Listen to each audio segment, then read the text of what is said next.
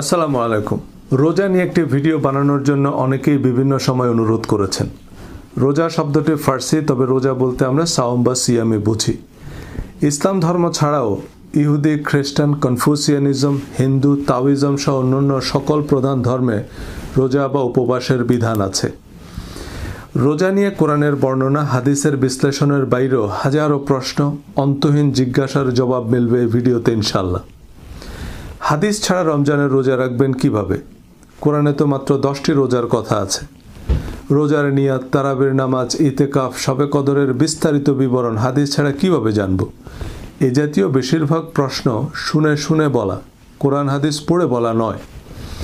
এই ছোট্ট ভিডিওতে কোরআনের 5টি আয়াত উল্লেখ করব, যাতে রোজা সংক্রান্ত সকল প্রশ্নের উত্তর পাবেন।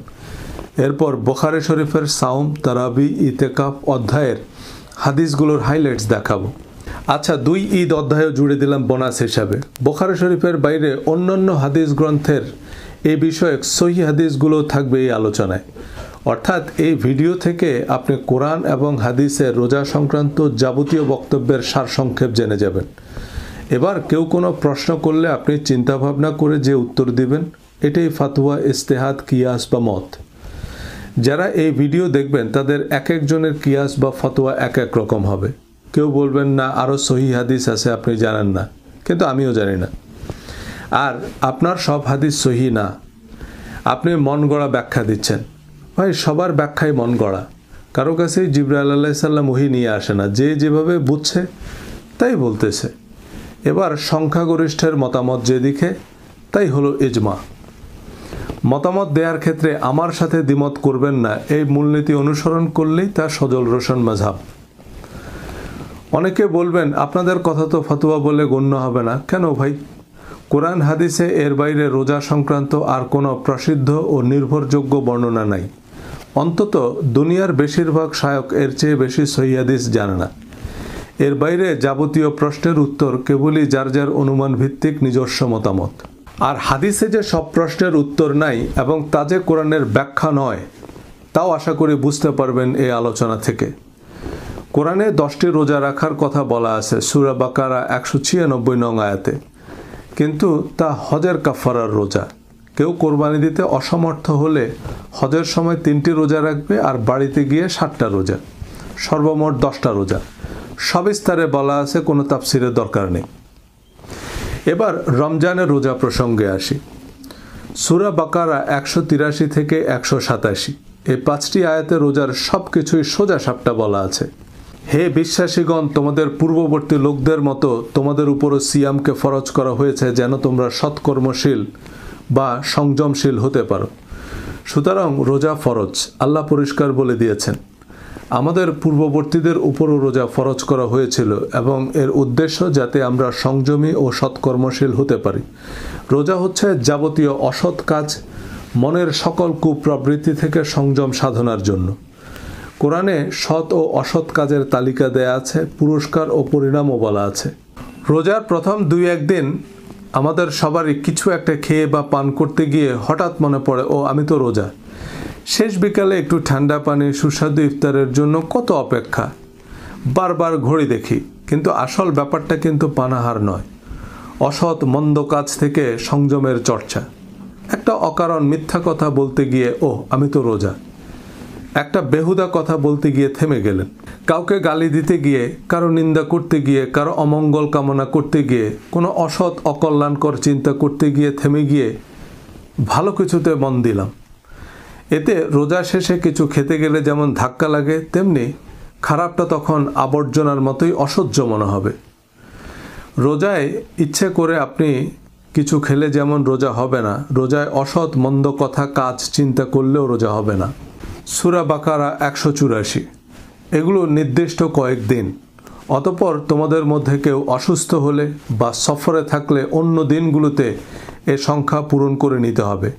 আর যাদের জন্য সিয়াম কষ্টকর, তারা তৎপরিবর্তে একজন দরিদ্রকে আহার্য দান করবে। অতএব যে ব্যক্তি স্বেচ্ছায় সৎ কাজ করে তার জন্য কল্যাণ। আর তোমরা যদি বুঝে থাকো তাহলে সিয়াম পালনই তোমাদের জন্য কল্যাণকর।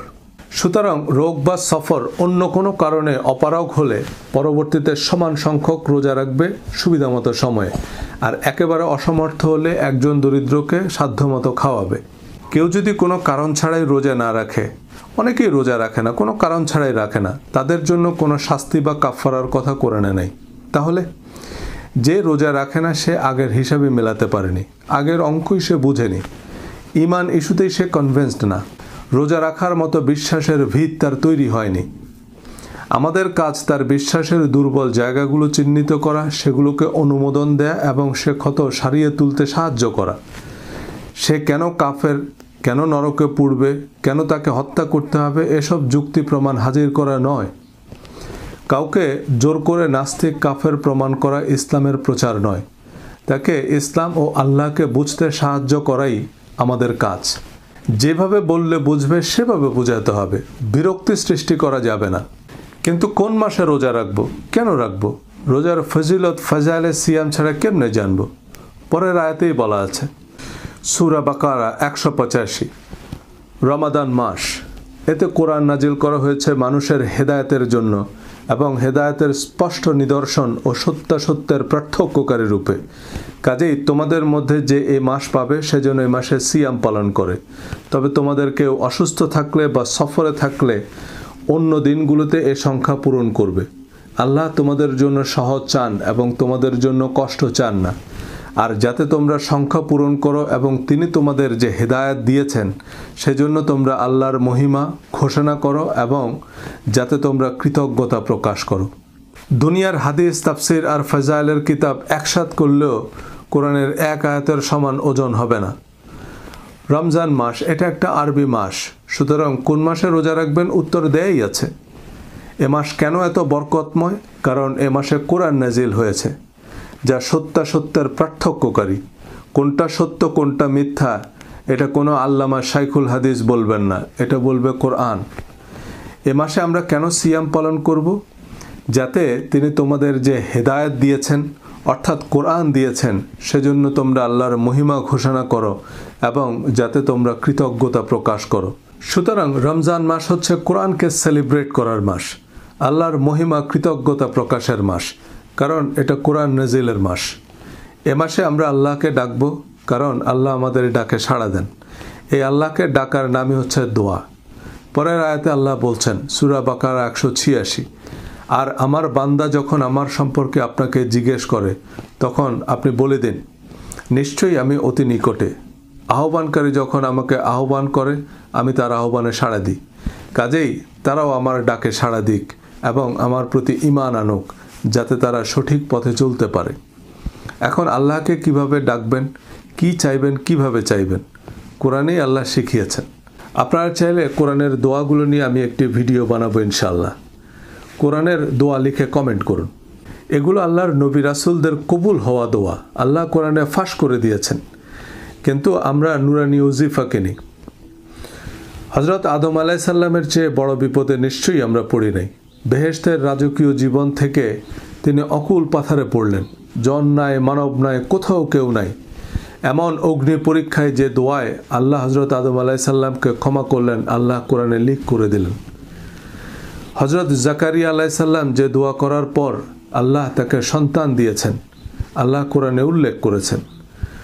সব নবীগণের মকবুল দোয়া আছে কোরআনে, এরপরও কেন আলাদা দোয়ার বই লাগবে? আচ্ছা, রোজা যে রাখবো কেমনে রাখবো, কখন থেকে কখন, কি করা যাবে কি করা যাবে না, এসব কথা কি আছে কোরআনে? জি, পরের আয়াতেই আছে, সূরা বাকারা 186। সিয়ামের রাতে তোমাদের জন্য স্ত্রী সম্ভোগ বৈধ করা হয়েছে, তারা তোমাদের পোশাক স্বরূপ এবং তোমরাও তাদের পোশাক স্বরূপ। আর তোমরা পানাহার করো যতক্ষণ রাতের কালো রেখা থেকে উষার সাদা রেখা স্পষ্টরূপে তোমাদের নিকট প্রকাশ না হয়। অতঃপর রাতের সূচনা পর্যন্ত সিয়াম পূর্ণ করো।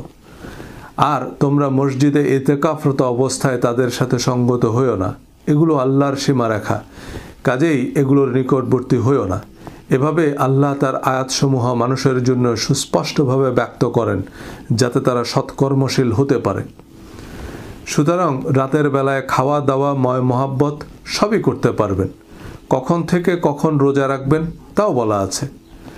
এরপর এটাও বলেছেন, এভাবেই আল্লাহ তার আয়াতসমূহ মানুষের জন্য সুস্পষ্টভাবে ব্যক্ত করেন যাতে তারা সৎকর্মশীল হতে পারে।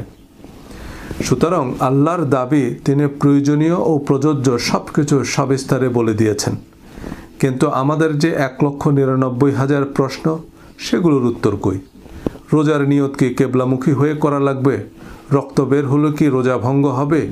ইচ্ছা করে ভুলবশত খেয়ে ফেললে? হুজুরদের কাছে প্রশ্ন করলে তো ওনারা চিবিয়ে চিবিয়ে উত্তর একটা দেন, নিশ্চয়ই হাদিস থেকেই দেন। জি না, এগুলো স্বরচিত উত্তর বা আরেকজনের স্বরচিত উত্তর। একজনের নামের আগে শাইখুল ইসলাম, কুতুবে সোবহানি, মাহবুবে রব্বানি এবং নামের শেষে দামাত বারাকাতুহুম, হাফেজাহুল্লাহ, রাহেমাহুল্লাহ লাগিয়ে আগে ওনাকে নবী বানাবে, তারপর ওনার কথাই নবীর কথার মতো মানতে হবে। দামাত বারাকাতুহুম মানে আল্লাহ তাকে দীর্ঘজীবী করুক, রাহেমাহুল্লাহ মানে আল্লাহ তাকে রহম করুক।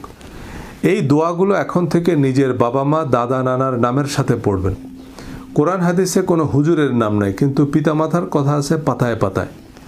পিতামাতার চেয়ে বড় পীর আর দুনিয়াতে নাই। বাবা বেঁচে থাকলে যতবার আব্বার নাম নেবেন ততবার বলবেন আমার আব্বা দামাত বারাকাতুহুম বা হাফেজাহুল্লাহ, আর মারা গেলে বলবেন আমার নানা রাহেমাহুল্লাহ, অর্থাৎ আমার নানা আল্লাহ তাকে দয়া করুন বলে যা বলার বলবেন। এগুলো দোয়া, আমরা এগুলোকে হুজুরদের টাইটেল মনে করি, FCPS ডিগ্রির মতো। কি এক মুসিবত! সর্বকালের অন্যতম শ্রেষ্ঠ মুফতি ইমাম মালিককে 100টা ফতোয়া জিজ্ঞেস করলে উনি প্রায় 70টা প্রশ্নের কি উত্তর দিতেন? লা আদরি, আমি জানি না। কেন জানে না? কোরআন হাদিসে না থাকলে উনি কোত্থেকে জানবে? ওনার কাছে তো জিবরাইল আলাইহিস সালাম ওহী নিয়ে আসতো না। তাহলে আমরা যে প্রশ্ন করার আগেই উত্তর দেওয়া শুরু করি, আমাদেরকে কে জানাইলো? জিবরাইল না ইবলিস? এবারে চলুন সহিহ হাদিসের ভান্ডারে আর কি তথ্য আছে। আমি রিপিটেশন, অর্থাৎ একই হাদিস প্রায় 50 বার আছে বুখারী শরীফে। আমি সেখান থেকে একটি হাদিস নিয়েছি। বর্ণনাক্রম, অর্থাৎ কে কার কাছ থেকে শুনেছে, এবং টার্ন বাই টার্ন বিবরণ বাদ দিয়ে আমাদের জন্য প্রযোজ্য বা প্রয়োজনীয় সহিহ হাদিসগুলোর সারসংক্ষেপ একত্রিত করেছি। এর বাইরে কিছু সহিহ হাদিস থাকলেও তা নিয়ে উল্লেখযোগ্য ইখতিলাফ আছে। তাতে আমাদের জন্য প্রযোজ্য কোনো বিশেষ উপদেশ নেই। আর পরবর্তীতে নজরে পড়লে বা কেউ জানলে রেফারেন্স সহ কমেন্টে জানাবেন, আমি ভিডিও ডেসক্রিপশনে যোগ করে দেব। তবে মোটামুটি নিশ্চিত থাকতে পারেন দুনিয়ার 99% মুহাদ্দিস রোজা সংক্রান্ত এর চেয়ে বেশি হাদিস জানে না। বুখারী শরীফ সওম অধ্যায়, ইসলামিক ফাউন্ডেশন সিরিয়াল বাংলা হাদিস অ্যাপ অনুযায়ী। এই সবগুলো হাদিস অবশ্য রোজার সাথে সম্পর্কিত নয়, তবু আমি উল্লেখ করছি। এর বাইরে কিছু হাদিস আমার বোধগম্য হয়নি, আমি স্কিপ করেছি। যেমন রোজাদারের মুখের দুর্গন্ধ আল্লাহর প্রিয়। দুর্গন্ধ আবার আল্লাহর প্রিয় হয় কি করে? আর এই হাদিসের শিক্ষা কি? দাঁত নামে যে মুখে দুর্গন্ধ বানাবো? যাই হোক, চলুন জেনে নেওয়া যাক হাদিসের মহাপণ্ডিতদের কাছে হাদিস শাস্ত্রের কি কি মারণাস্ত্র আছে। 1773 সিয়াম ঢালস্বরূপ, সুতরাং অশ্লীলতা করবে না এবং মূর্খের মতো কাজ করবে না। 1781 রমজানের প্রতি রাতেই জিবরাইল আলাইহিস সালাম নবীজির সাথে একবার সাক্ষাৎ করতেন এবং নবী সাল্লাল্লাহু আলাইহি সাল্লাম তাকে কোরআন শোনাতেন। 1782 যে ব্যক্তি মিথ্যা বলা ও সে অনুযায়ী আমল বর্জন করেনি, তার এ পানাহার পরিত্যাগ করায় আল্লাহর কোনো প্রয়োজন নেই।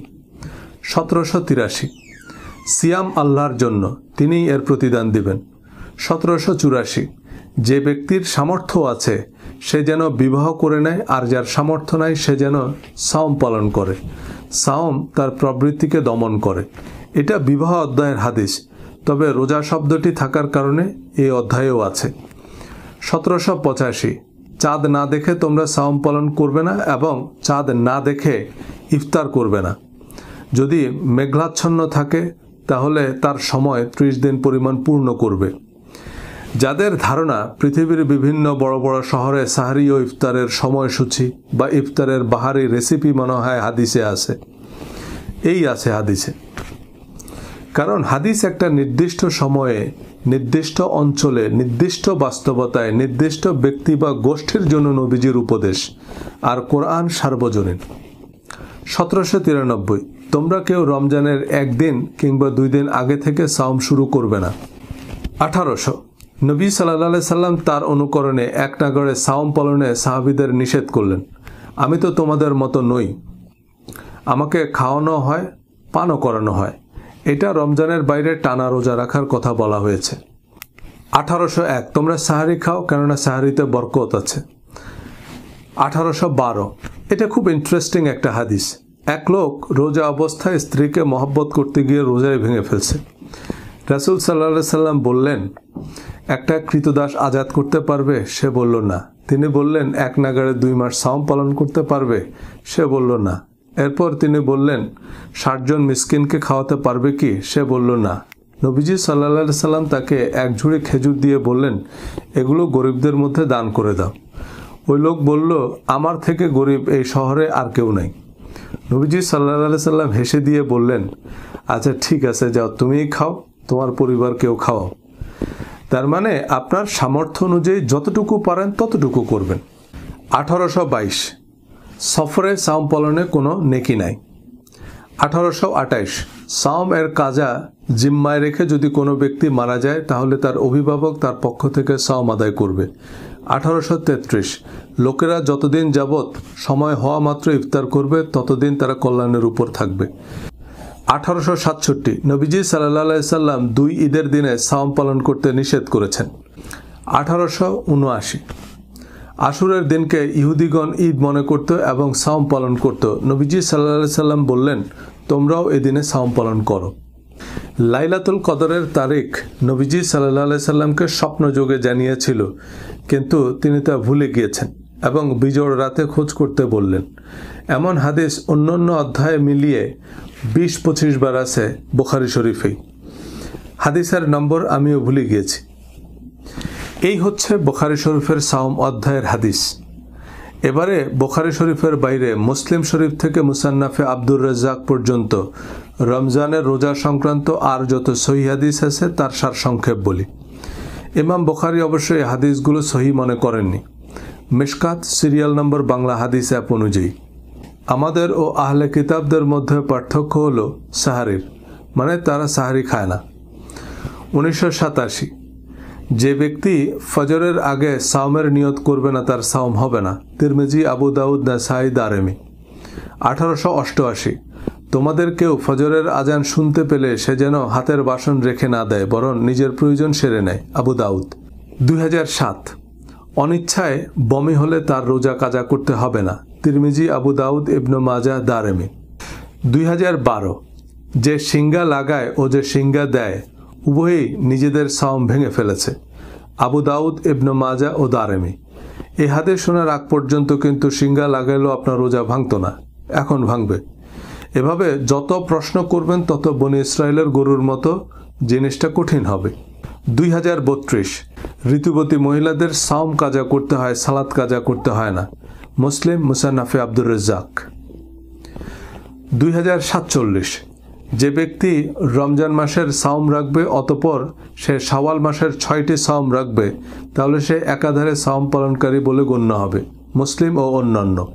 হাদিসের সহজ পাঠ শিরোনামে কয়েকটি পর্বে হাদিসের এমন হাইলাইটস দেখাবো। কোরআনের বাইরে হাদিস থেকে সব প্রশ্নের উত্তর মিলবে না, বরং নতুন প্রশ্ন তৈরি হবে। তবুও মুহাদ্দিস হুজুররা কি না জানি সব জেনে ফেললো, কি গোলা বারুদ না জানি তাদের কাছে আছে, এই আশঙ্কায় আমরা তাদের তাকলিদ করি। যারা নিজেরাই ইজতেহাদ করতে চান, বুঝে ধর্মচর্চা করতে চান, তাদের জন্য আমি এই সিরিজটি বানানোর ইচ্ছা রাখি। আগ্রহীরা হাদিসের সহজ পাঠ লিখে কমেন্ট করুন। হাদিস জানলে নিজেই বুঝবেন যে হাদিস কোরআনের মতো সার্বজনীন নির্দেশ নয় এবং তা কোরআনের ব্যাখ্যা নয়। এবারে বুখারী শরীফের তারাবি অধ্যায়।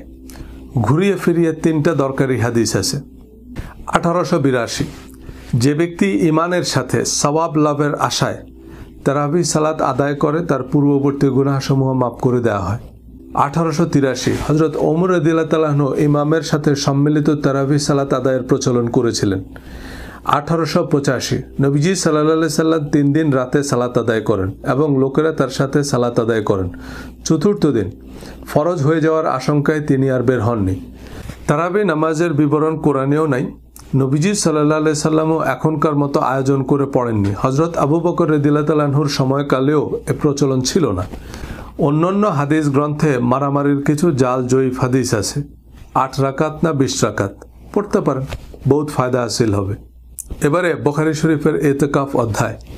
1899 রাসূলুল্লাহ সাল্লাল্লাহু আলাইহি সাল্লাম রমজানের শেষ দশক ইতিকাফ করতেন।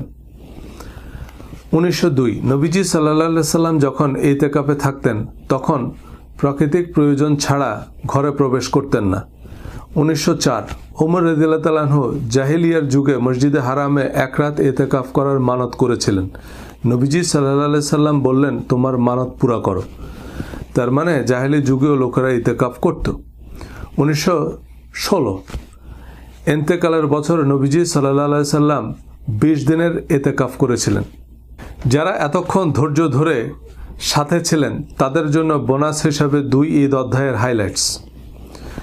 903 আজকের এই দিনে আমরা প্রথমে সালাত আদায় করব, এরপর কোরবানি করব। 906 সালাতের আগে যে জবে করবে তাকে আবার জবে বা কোরবানি করতে হবে। এই হাদিস অন্তত 20 বার আছে বুখারী শরীফে। 903 নবীজি সাল্লাল্লাহু আলাইহি সাল্লাম ঈদ উল ফিতরের দিন কিছু খেজুর না খেয়ে বের হতেন না। বিজোড় সংখ্যক খেজুর খেতেন বলে বর্ণনা আছে। তিনি হয়তো গুনে খাননি, আরেকটা কম বেশি খাইলে হাদিসটা হতো তিনি জোড় সংখ্যক খেজুর খেয়েছেন। 908 ঈদগাহে নবীজি সাল্লাল্লাহু আলাইহি সাল্লাম সালাত শেষ করে তিনি লোকেদের নসিহত করতেন, উপদেশ দিতেন এবং নির্দেশ দান করতেন। সালাতের আগে বক্তৃতা করা সুন্নাহ বিরোধী। 913 নবীজি সাল্লাল্লাহু আলাইহি সাল্লাম ঈদ উল ফিতরে 2 রাকাত সালাত আদায় করেন, এর আগে পরে আর কোনো সালাত আদায় করেননি। 918 জিলহজ মাসের প্রথম 10 দিনের আমল অন্যান্য দিনের আমলের তুলনায় উত্তম। এই আমল দ্বারা হজ ওমরা উদ্দেশ্য হতে পারে। 923 ঈদগাহে ঋতুবতী মহিলারা আলাদা থাকতেন। 924 খুতবা শেষে মহিলাগণের কাছে গিয়ে নবীজি সাল্লাল্লাহু আলাইহি সাল্লাম তাদের উপদেশ দিতেন, তাদের নসিহত করতেন এবং তাদের সদকা দানের নির্দেশ দিতেন। 925 নবীজি সাল্লাল্লাহু আলাইহি সাল্লাম ঈদুল আজহার দিনে বাকি কবরস্থানে গমন করেন, তারপর তিনি 2 রাকাত সালাত আদায় করেন। That's it. এই হাদিসগুলো ছাড়া ইসলাম ধর্ম অচল।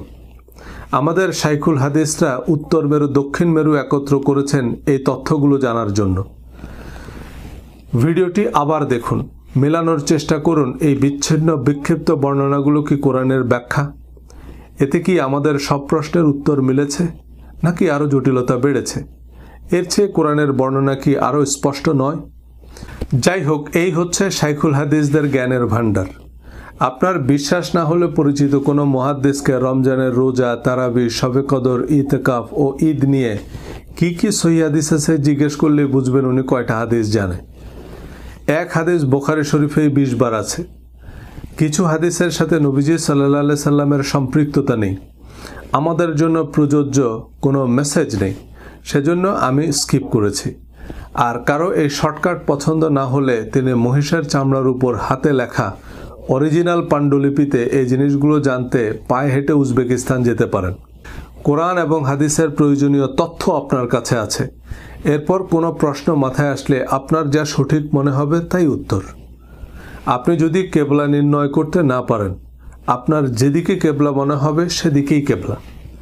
এ মূলনীতি বলা আছে বুখারী শরীফের প্রথম হাদিসেও। প্রত্যেক কাজ নিয়তের সাথে সম্পর্কিত, আর মানুষ তার নিয়ত অনুযায়ী ফল পাবে। আপনার সাথে বোঝাপড়া হচ্ছে আল্লাহর, আর আল্লাহ জানে আপনি কি উদ্দেশ্যে কি করেছেন। আমাদের নামাজ, রোজা, হজ, কোরবানি যদি আল্লাহর উদ্দেশ্যে হয় তবে যেভাবেই করছি, যতটুকুই করছি আল্লাহ অবশ্যই কবুল করবেন।